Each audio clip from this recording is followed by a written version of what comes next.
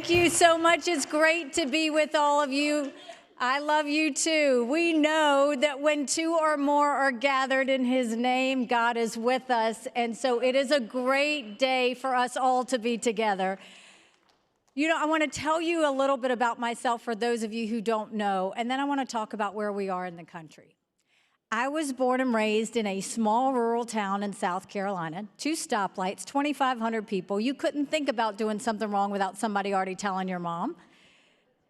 We were the only Indian family in that small southern town. We weren't white enough to be white. We weren't black enough to be black. They didn't know who we were, what we were, or why we were there. And I remember when I would get teased on the playground, my mom would always say, your job is not to show them how you're different. Your job is to show them how you're similar. It's amazing how the country could use my mom's advice today. And even though they didn't know why we were there, my parents knew why we were there. Because there was never a day they didn't remind me, my brothers, and my sister how blessed we were to live in America. My mom started a business out of the living room of our home. 30 plus years later, it was a successful company. I started doing the books for them when I was 13. Wasn't until I got to college that I realized that was child labor. I went on to Clemson. I graduated with a degree in accounting. I'm an accountant, not a lawyer. Accountants are problem solvers. And then I went on and worked in the corporate world. You know, when I became governor, we took on South Carolina when she was hurting. We had put all our jobs in textiles, and when textiles went overseas, so did the jobs. South Carolina had 11% unemployment. We had thousands of people on welfare, and we needed to get to work. So I quickly got to work. By the time I left, South Carolina was an economic powerhouse. We were building planes with Boeing. We were building more BMWs than any place in the world. We brought in Mercedes-Benz. We brought in Volvo. We had 5 international tire companies, and they were referring to us as the beast of the Southeast, which I love. We moved 35,000 people from welfare to work, and we put reforms in our prison systems that now have us with the lowest recidivism rate in the country in South Carolina. We were named the friendliest state in the country, the most patriotic state in the country, and the #2 state in the country people were moving to. And then I got the call to go to the United Nations. And my response was, I don't even know what the UN does. I just know everybody hates it. I was right.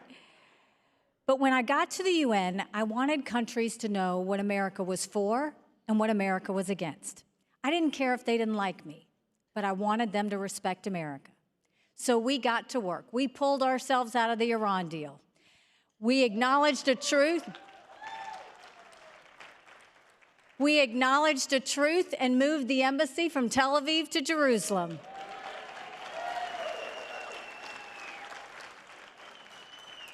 And we passed the largest set of sanctions against a country in a generation with North Korea. But the most important thing that we did, we took the kick me sign off of our backs, and America was respected again. Now I'm running for president, and I don't need to tell you how bad things are. You don't have to turn on the news to see it. We are $32 trillion in debt. We're having to borrow money just to make our interest payments. Now, I would love to say to you that Biden did that to us. But I have always spoken in hard truths, and I'm going to do that with you today. Our Republicans did that to us, too. You go back and you look at that $2.2 trillion COVID stimulus bill that they passed with no accountability whatsoever. Expanded welfare that leaves us now with 90 million Americans on Medicaid, 42 million Americans on food stamps. And did Republicans try and make it right? No. They opened up earmarks for the first time in 10 years, pushing through 7,000 of them in December. And just recently, $10 billion Republicans pushed through, $9 billion Democrats pushed through. Want to know how they spent your money? $7.5 million on horse racing in Arizona, $30 million on an honors college in Vermont, $10 million to tear down a hotel in Alaska, 7.5 million on a courthouse in Colorado. All while 1 in 6 American families can't pay their utility bill, 60% of Americans are in credit card debt. Social Security will go bankrupt in 10 years. Medicare will go bankrupt in 8. Bless you. Then you look at the education system that we have. Everybody wants to blame COVID for education. No, we had problems with education before COVID.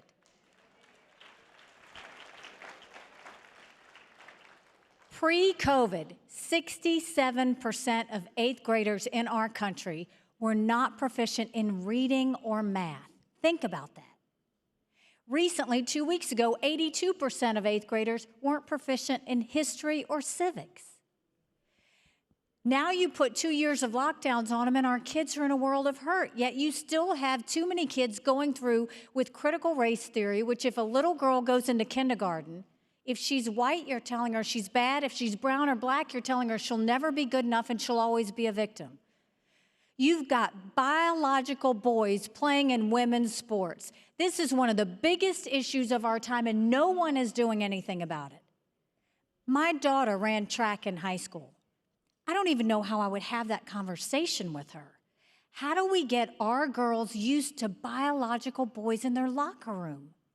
You can't. And then Johns Hopkins comes out with the definition of a woman. Did you see what it was? A non-man. You cannot erase women. We can't stop how far we have come.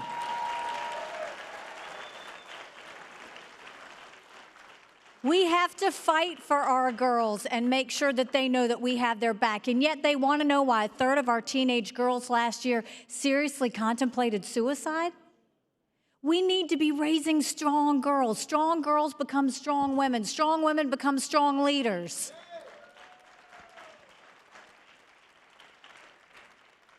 Then you look at the border, and let me tell you, I've been to the border, and I didn't pull a Kamala and go and come back.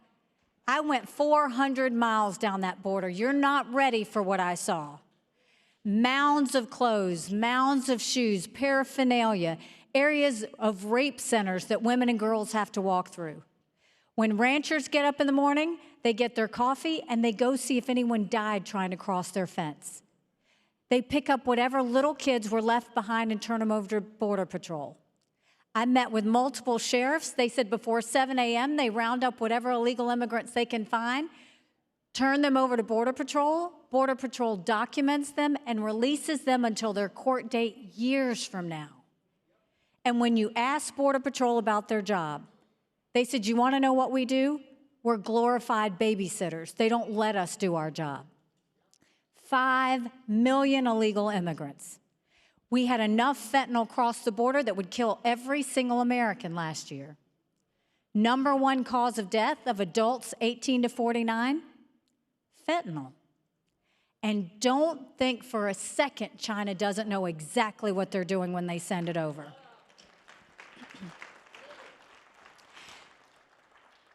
Then you look at our national security situation. Did you ever think we'd look at the sky and see a Chinese spy balloon looking right back at us? It's a national embarrassment.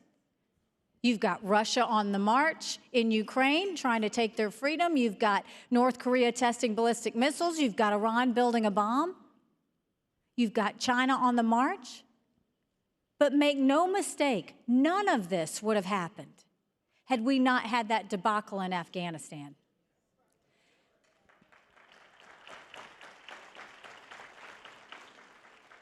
My husband is a combat veteran. He deployed to Afghanistan.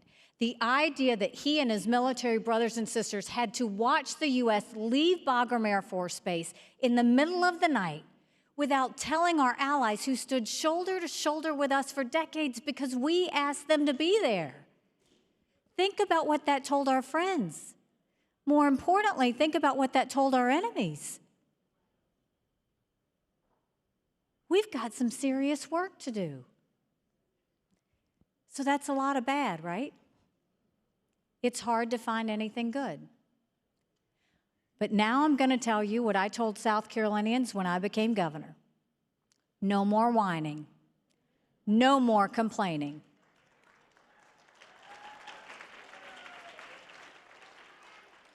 Now we get to work. How do we fix it? When it comes to our economy, we claw back the $500 billion of unspent COVID dollars that are out there. Instead of 87,000 IRS agents going after middle America, we go after the hundreds of billions of dollars of COVID fraud that we know exist.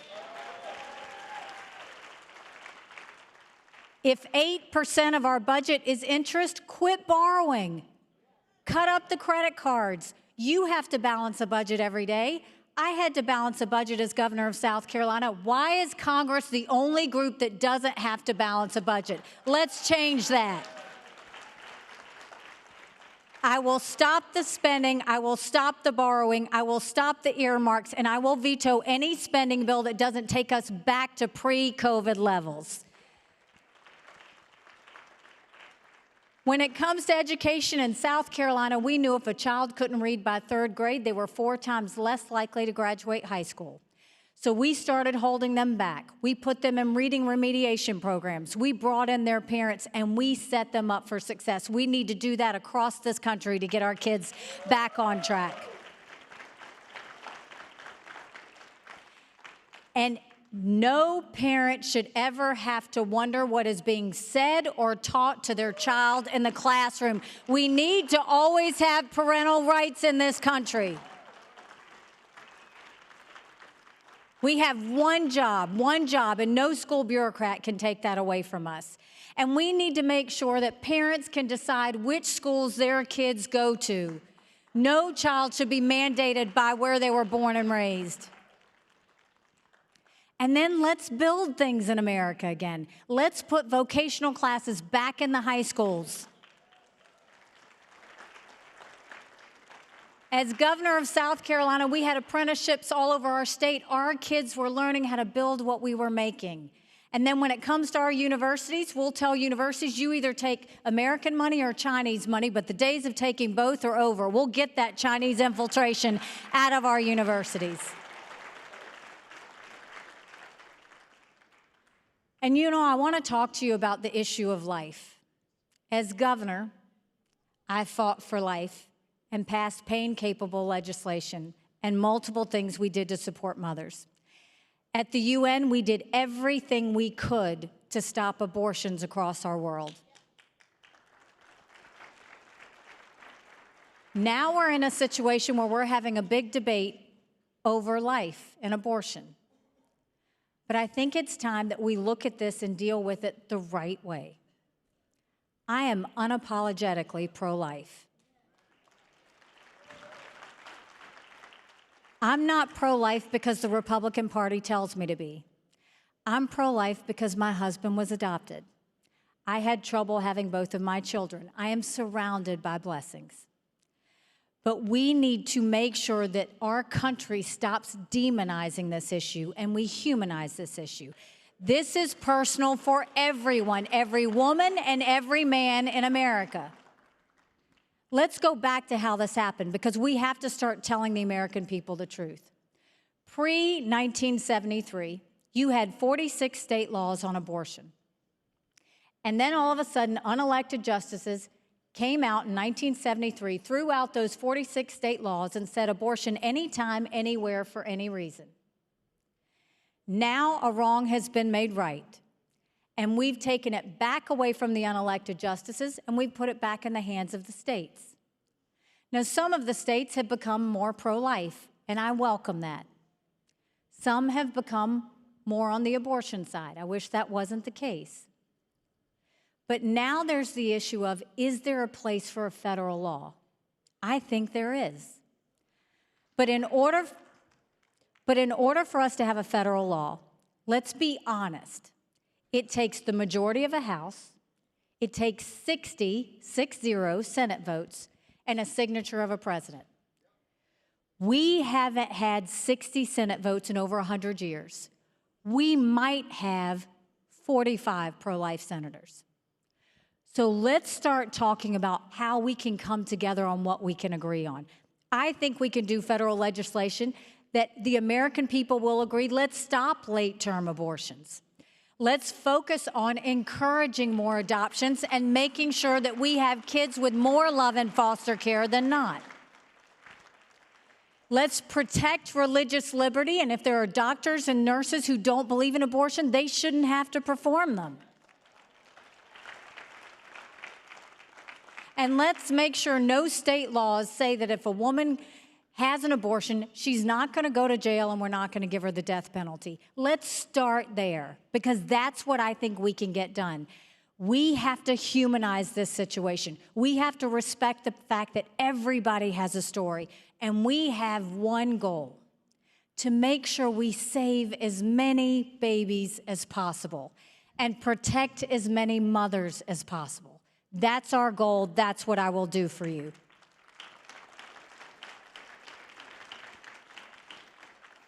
Now, when it comes to the border, how do we fix the border? You know, when I was governor, I passed one of the toughest illegal immigration laws in the country. We did a mandatory E-Verify, and we said that every business had to prove whoever they hired were here in this country legally.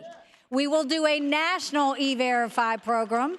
We will defund sanctuary cities once and for all. Instead of 87,000 IRS agents, we'll put 25,000 Border Patrol and ICE agents on the ground and let them do their job. We will go back to remain in Mexico, because guess what? Nobody wants to remain in Mexico. And we will stop catch and release, and we will go to catch and deport. We will stop all of this lawlessness happening on the border. And when it comes to our national security, we will let countries know what we expect of them. No more being reactionary. You know, when I was at the UN, there were two things that our enemies never wanted us to have. They never wanted us to have a strong military, and they never wanted us to be energy independent. We will do both of those things. Strong militaries don't start wars. Strong militaries prevent wars. And with energy, we will do an all-of-the-above approach. No more going hat in hand to Saudi Arabia, and no more getting dirty oil from Iran and Venezuela. And then we will make sure that we're smart. You know, when we moved that embassy from Tel Aviv to Jerusalem and we were condemned by the entire world, I went to my office and I said, I want you to put a book together. I want you to list all 193 countries that belong to the UN. I want the second column to be the percentage of times they vote with the U.S. and against the U.S. And I want the third column to be how much foreign aid we give them. I took that book and I gave it to President Trump. He lost his mind. He's flipping pages. He's yelling out countries. And I said, look, I'm not saying you give foreign aid based on a percentage vote. But that should be one of the things we look at. Quit trying to buy friends. Quit trying to pay off enemies. They gave $50 billion in foreign aid last year. Do you know who they gave it to? Pakistan, that harbored terrorists that tried to kill our soldiers. Iraq, that has Iranian influence that says death to America. Zimbabwe, the most anti-American African country there is. Belarus, who's holding hands with Russia as they invade Ukraine. We give money to communist Cuba, who we named a state sponsor of terrorism and who now has a spy center on us with China. And the one that's the biggest kick in the gut, we give money to China. How weak do we look? When I am president, we will no longer give money to countries that hate America.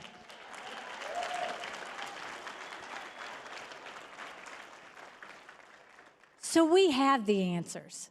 We know what we need to do.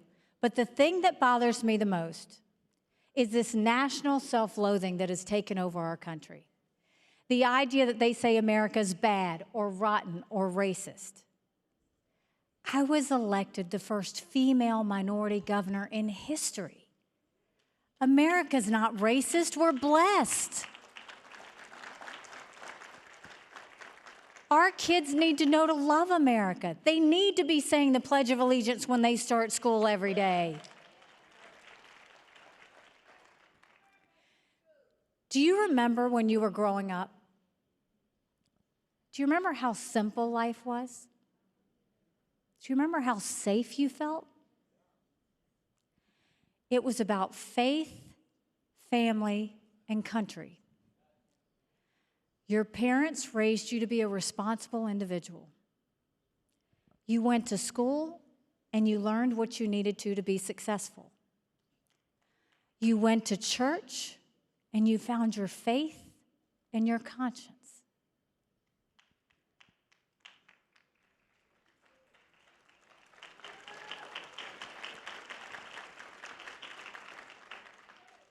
Don't you want that again? Because we could have that again. But in order to do that, we have to have a new generational leader. We've got to leave the negativity and the drama and the chaos of the past. We have to make sure that we're looking forward and we're looking towards solutions. You know, 3 days ago, I dropped my husband off at 4 a.m. to go on another year-long deployment. And when I did, I watched him and 230 other soldiers hold 2 duffel bags to load a bus to go to a country they've never been. And they were all doing it in the name of protecting and defending America.